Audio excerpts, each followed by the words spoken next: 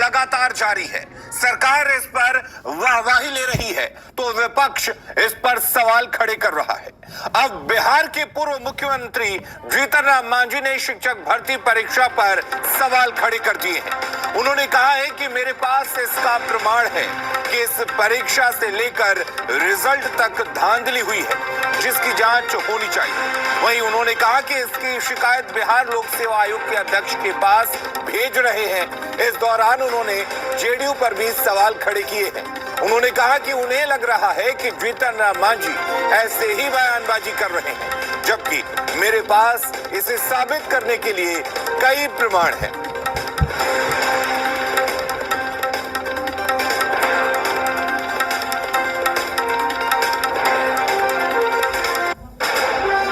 प्रमाण है और प्रमाण का जिस यही है कि 11 एवं 12 के शिक्षकों का दस्तावेज सत्यापन, जिसको डीवी कहते हैं, के दौरान कुल 1698 अभ्यर्थी अयोग्य पाए गए हैं, जिसकी सूचना सोशल मीडिया पर उपलब्ध है।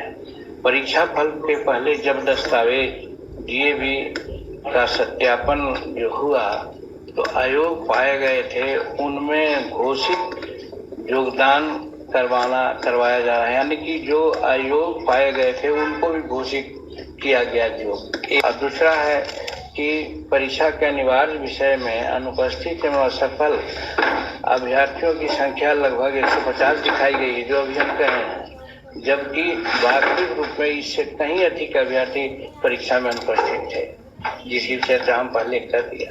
ये भी प्रमाण है। आपके यहाँ दस्तावेज है, आप देखिए कितने लोग हुए हैं, अब कितने अनुपस्थित हैं और कितना कौन उपस्थित आप बताए हैं।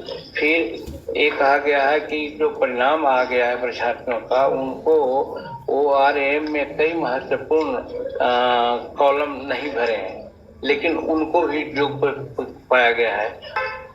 नियम है कि परीक्षाएं होती है, परीक्षा फार्म भरा जाता है, जिनका फार्म ठीक नहीं होता है उनको अयोग्य घोषित कर दिया जाता है।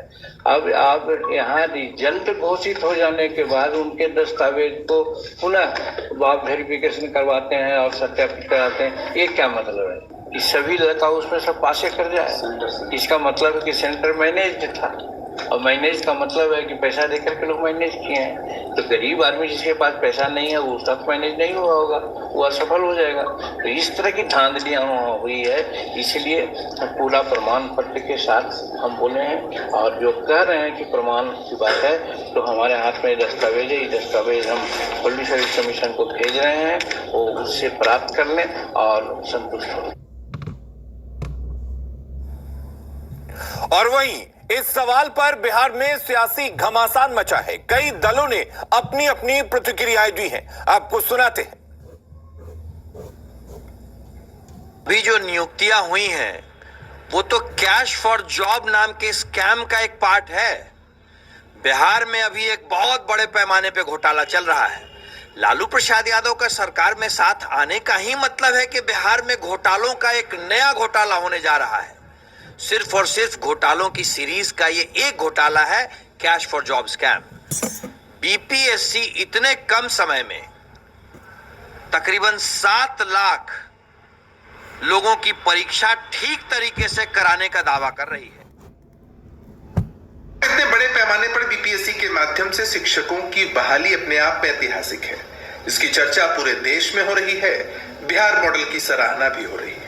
लेकिन इन सबके बीच बिहार में जो लोग विपक्ष में हैं, चाहे वो भाजपा के लोग हो या हम पार्टी के जीतन राम मांझी जी, अपने बयानों से अपने जलन के भाव को प्रदर्शित करते हैं। अगर गड़बड़ी के कोई तथ्य, कोई सबूत उनके पास है तो प्रस्तुत करें, अन्यथा ऊल जलूल बयानों से जनता के बीच अपनी ही छवि खराब कर रहे हैं।